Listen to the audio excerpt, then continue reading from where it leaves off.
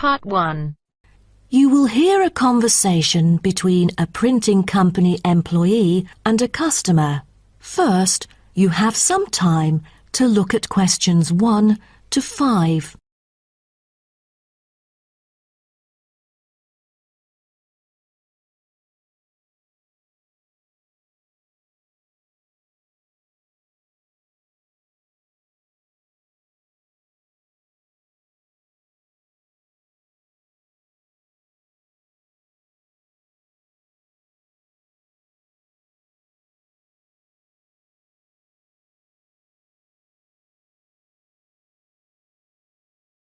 Listen carefully and answer questions 1 to 5. Good afternoon. Welcome to Matrix Printing. I'm John Smith. How can I help you? Good afternoon. I'm here to reprint a brochure for our hotel. There are some pages that need revising. Sure. How may I address you? Oh, I'm Mary Jane from Central Hotel Chains. Nice to meet you. I've got samples of the previous version. I assume it is your company's advertising brochure. Yes. What exactly is the problem? Well, it was printed the year before, so some of the information is already out of date. There are also a couple of problems with the layout. Firstly, the letters of the address on the front page are far too small. It's hard to see when glancing at the cover. How big do you need it to be? Increase the letters by 3 font sizes. Just a minute. Let me take notes of your requirements. Okay, what else needs changing? The information regarding the pool should be deleted because it is currently under renovation and is not available. So, all of the relevant descriptions on page 2 should be removed? What do we replace it with? We can't just leave the whole page blank. Just fill it in with the introduction of our newly opened gym. I've included all the relevant information here in this flash drive. Let me check. I see. No problem then. What is also bothering us is that the description under the top photos on page 4 is incorrect. The word lounge needs to be replaced with reception. Fully noted. Is that all? No, there is more. Turn to page 5. We feel that showing merely the picture of our exterior and interior decoration does not fully represent the appeal of our hotel. On second thought, we've decided to use a picture with the view of the hotel. Do you have the original copy of the picture? Yes, it is also enclosed in the flash drive. Okay, we'll re-edit the whole layout of the photos.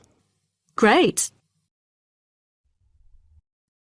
Before you hear the rest of the conversation, you have some time to look at questions 6 to 10.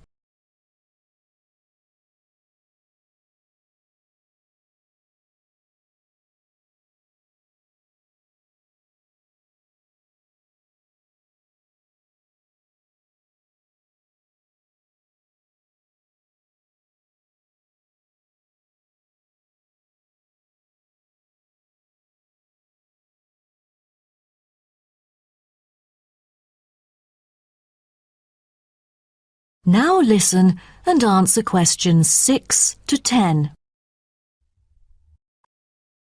Let's turn to the next page. Yes. What's wrong with that?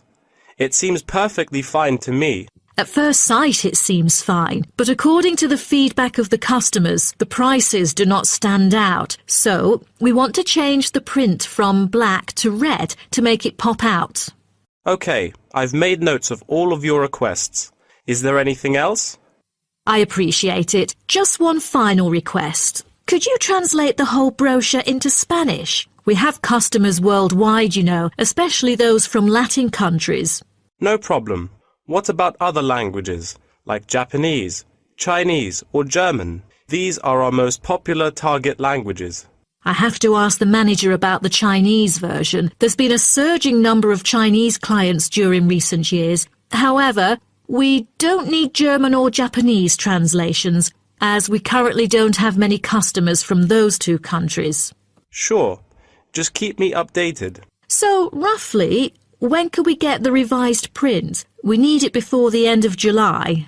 It's late June now. Roughly, it'll take 3 weeks to re-edit.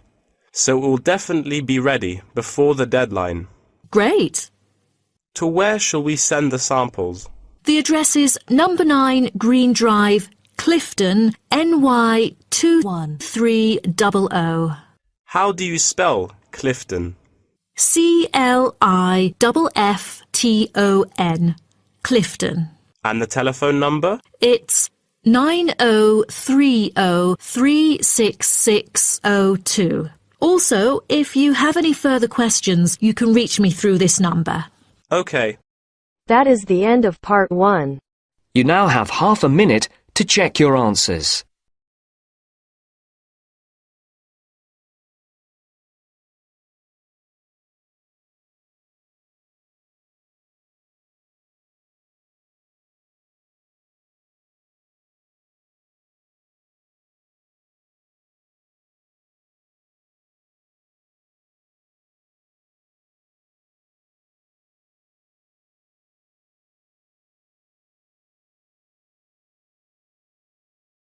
Now turns to part 2.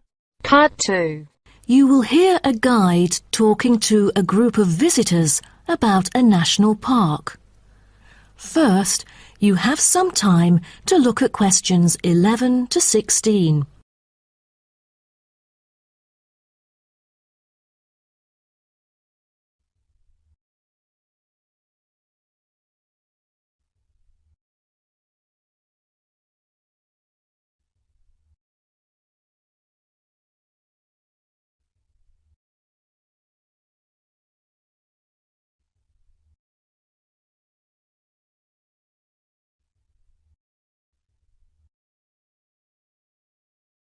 Now listen carefully and answer questions 11 to 16.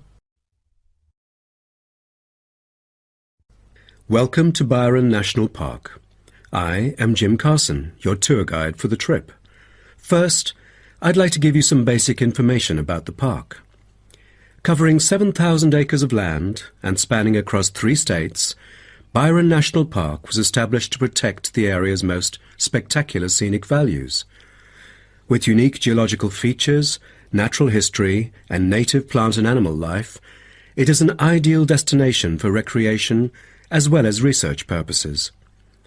The park has a breathtaking waterfall connecting the longest river in the country, but it is most renowned for having the largest subtropical rainforest worldwide. There are many layers of tall, medium, and low vegetation growing with seasonal variations in the park. It is a place where the air seems green. Ardent hikers can find an awesome array of options here. Apart from the dense green rainforest, tourists can also hike along the mountain trail. Despite the stunning view, taking photos is not advised on the way up, I'm afraid, as one might get distracted and the narrow trail by the sheer cliff is quite dangerous. When you reach the top of the mountain, there is nothing better than having a picnic under the trees with your family. Accompanied mostly by wildlife, walkers as well as cyclists may find the bush track a good choice for having a tranquil time to themselves. As your tour guide, I suggest that only expert hikers take the creek circuit, because its beautiful and inspiring scenery through the subtropical jungle is paralleled by its physical challenges. A list of transport is available within the park. Bicycles are a popular choice, as it is the most flexible way to get around. Electric trams are temporarily closed for maintenance. Boat trips down the river are an ideal way to spend a tranquil afternoon. Rest assured that transport within the park is covered in the bill. Extreme sports is another highlight of the park. There are, for adventurous grown-ups, especially those who are comfortable with having a racing heart, scary as it may sound, it is actually safe to participate in extreme sports under strict instructions and close supervision. Abseiling is available regardless of the weather. It is a fun way to overcome fear of heights, gain new skills, and get an adrenaline rush. Bungee jumping and paragliding are also available, except for during the summer. At this point, you might worry about meals here. Well, even though there is only one restaurant in the park at the moment, the variety of dishes is astonishing. There are 2 meals included in the price. Just get your meal ticket at the reception before dining. Also, there is no need to make reservations or worry about availability, since there are plenty of tables. Before you hear the rest of the talk, you have some time to look at questions 17 to 20.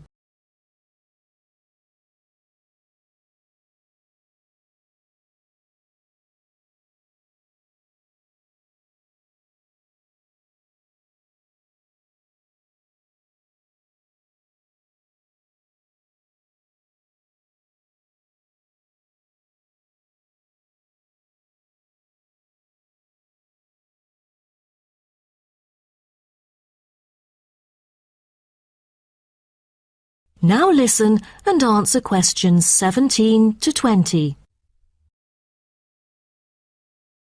During your stay here, you might want to know what there is to do. Let's turn to the plan so I can familiarize you with the layout of the park. Most tourists would choose to stay in our guest house, located in the southeast corner. It features 63 tastefully appointed guest rooms, many of which offer spectacular views of the park. You'll find a home away from home at our guest house. But for those who want to experience the natural beauty up close, there is also a campsite. When you get out of the guest house, go straight ahead, turn right at the end of the road. To your left, there is a campsite amongst the trees where you could spend a night under the stars together with owls and chipmunks. If you look at the top left of the plan, you will notice a picnic area. You can either bring your own food, or we can deliver food to you. Barbecue is an option. The business centre is situated directly opposite the picnic area. It provides flexible, fully serviced offices, conferencing suites, meeting rooms, and is equipped with the latest multimedia facilities. Wired, as well as wireless, high-speed internet is available within the entire premises. The centre is designed to cater to both individual travellers and corporate groups. Visitors can also go to the museum, which holds a vast collection that exhibits local history and a natural habitat. You start from the guest house, just turn left at the first conjunction, then walk past the tea house. Turn right. You'll see the museum after making the third right. Have you found it? Pretty easy, right?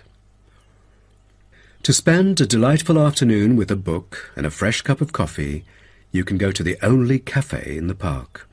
From the guest house, you go straight, then take the second right, and you'll see the cafe right in front of you. You might want to check out our all-season tennis court, which offers instruction for all ages and skill levels. It is located right opposite the cafe. That is the end of part 2. You now have half a minute to check your answers.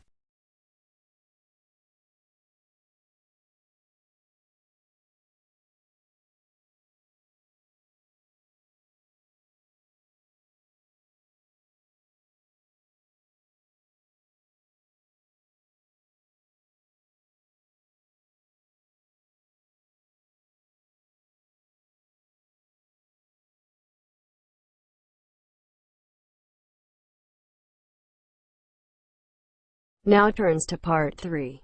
Part 3. You will hear 2 students called Helen and Paul talking to their tutor about a nursing course. First, you have some time to look at questions 21 to 24.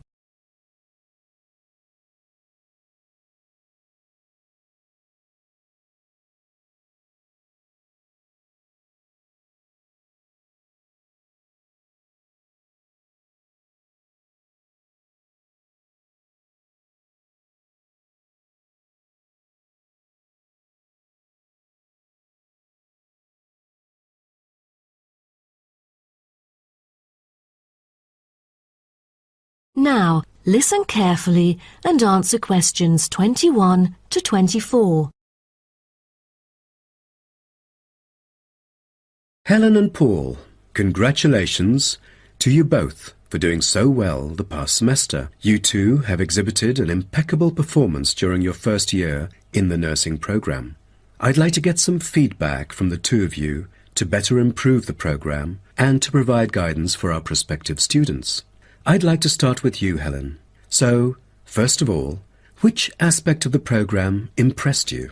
Well, to be honest, when I was enrolled into the course, I was expecting a group of classmates my age. But as I stepped into the classroom for the first time, I was surprised by the diversity. Most were in their 20s, but there were also those in their 30s or even 40s. As it turns out, the intergenerational communication has sparked intense debate and new thinking, and I think that's something special about the programme that I appreciate very much.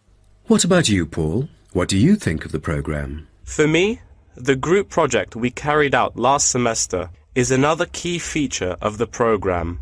The whole class was divided into 8 different groups, working on 8 prospective cases. Team building sessions were conducted in a collaborative way most of the time. Comprised of 5 members, our group studied acute pancreatitis. During the process, we broke the task into different parts and assigned them to each member. We were then able to tackle the complex problem by pooling our knowledge and skills. More importantly, stronger links were established between the group members. Because of the project, we've all become good friends. That's true. According to graduates, group projects prepare them for the work world in which teamwork and collaboration are increasingly the norm. So tell me, Paul, what else do you like about the program? I want to be a registered nurse, working in a public hospital after graduation. So the internship provided is a valuable opportunity for clinical practice in a supportive learning atmosphere. However, I was amazed by the amount of written assignments, since I thought the course should have focused more on practice-oriented learning. Well, I have to disagree with you, Paul. The essays demonstrate your understanding of the course. For me, writing essays is a process that involves critical thinking, which challenges me to develop my points more thoroughly. I thus managed to gain a diversity of perspectives. The program is designed to deliver basic and advanced theoretical knowledge of core concepts, including healthcare systems concepts, together with practicum or clinical practice experience to bridge the classroom content to the practice setting. So, I'm afraid written work is unavoidable. Also this year, we've added a module of law. How do you feel about that? At first, we felt that learning law is kind of redundant and too time-consuming. After a few sessions, we realised that it is necessary in dealing with future medical disputes. Before you hear the rest of the talk, you have some time to look at questions 25 to 30.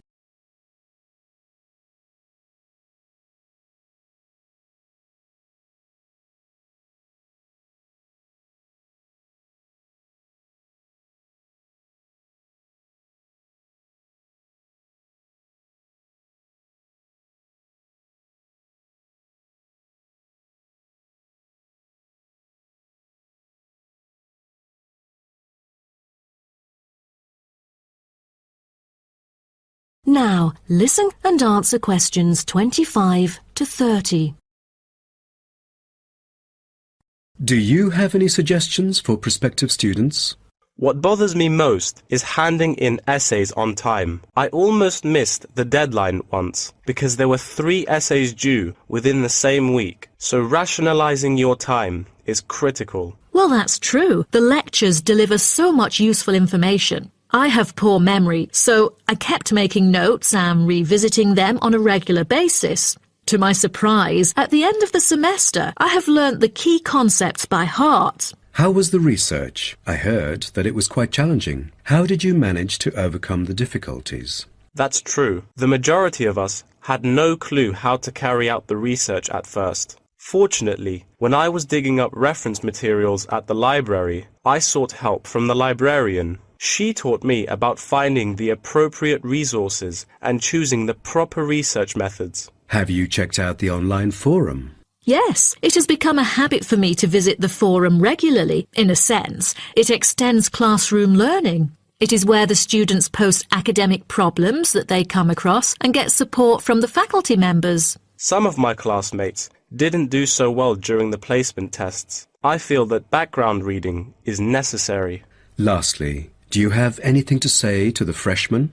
I was really ambitious at first, trying to get straight A's on my transcript. I made tons of notes and worked hard even on the optional assignments to get extra credit. I stressed myself out before having an emotional breakdown. After consulting my advisor, I found it important to set realistic goals. Don't push yourself too hard. It is wise to sort out your priorities. Thank you for coming here today and providing valuable feedback on the program. Have a great summer break. That is the end of part 3. You now have half a minute to check your answers.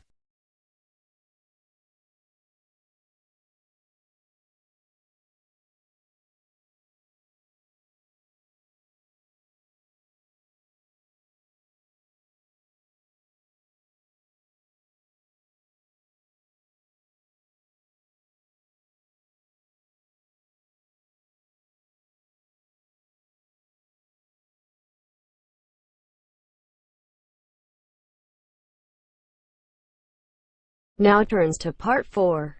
Part 4. You will hear part of a lecture about African penguins. First, you have some time to look at questions 31 to 40.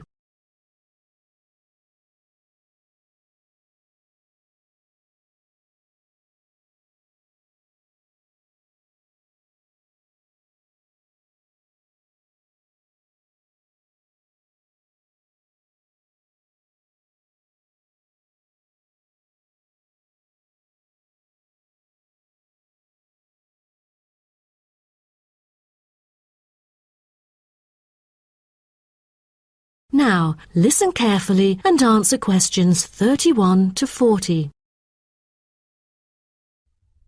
Good morning, everyone. Today's lecture is about a type of adorable animal, the penguin. When you think of penguins, you may picture them surrounded by snow and ice. But not all penguins live where it's cold. African penguins live in the southern tip of Africa. They are usually found within 40 kilometers of the shore and on a number of its surrounding islands. African penguins are also known as jackass penguins because they make donkey-like braying sounds to communicate. African penguins can keep their body temperature at a stable level, but their land habitat can get quite warm, so there are a number of ways for them to stay cool. They limit their daylight movements on breeding sites on land to early mornings and early evenings to avoid too much sun. The pink glands above their eyes can help them cope with the temperate climates. Like other penguins, African penguins spend most of the day feeding in the ocean, which also helps keep them cool. Being a type of small to medium-sized penguin species, African penguins average about 60 centimeters tall and weigh up to 3.6 kilograms. They have a black stripe and a pattern of unique black spots on their chest. Males are larger than females and have larger beaks. Even though they are categorized as birds, African penguins aren't able to fly because of their heavy bones. Their wings are more like flippers that make them particularly suited for life in the water. When they're on land, their flippers and their tails help them keep their balance and walk upright. African penguins begin to breed at the average age of 4. When a male and female pair up, they tend to breed together for the rest of their lives. Most other penguins nest and lay their eggs out in the open, but African penguins have a different approach. They dig holes under bushes out of their own excrement, called guano, so they are sheltered from the sun and predators. The African penguins survive on a diet that is comprised mainly of marine organisms. They feed primarily on fish like sardines, along with the occasional squid and shellfish. But when normal food is in short supply, they eat tree roots as well. The streamlined body of the African penguin allows it to move through the water like a rocket, capable of reaching a speed of around 20 kilometers per hour when hunting for food. The African penguin's smaller size means that it has many predators both in the water and also on dry land. Their natural predators at sea include seals and sharks. The biggest threat to them on land is not just towards the adult penguins. The penguin chicks are sometimes taken by seagulls into the air and dropped from above. The seagulls could thus feed on them. At risk from predators, young penguins are protected for about 40 days after hatching by both parents. They will leave the colony when they are between 3 to 5 months old and will return a few years later. The entire surface of their body is densely covered with feathers, which fall off during the winter. This process is called molting and takes about 3 weeks to complete. During that time, they are unable to forage. Therefore, prior to this, African penguins spend about 5 weeks laying down fat deposits. They generally live between 10 to 15 years. However, many do not reach their full lifespan. Their population has drastically declined. Approximately 120,000 African penguins remain in the wild, and their population has decreased by 90% in the past 60 years. They are considered to be vulnerable and have been listed as being endangered. 2 major factors have contributed to their decline. They are struggling for nesting space due to human disruption and competing for food due to overfishing and pollution. With the limited number of breeding pairs, survivorship becomes difficult for African penguins. This makes them especially vulnerable as environmental conditions change or an outbreak of a disease occurs. For instance, avian malaria has caused 27% of the captive breeding penguins' deaths annually. The more genetic diversity there is within a species, the higher the likelihood that at least some of the individuals will adapt and survive. That is the end of part 4. You now have half a minute to check your answers.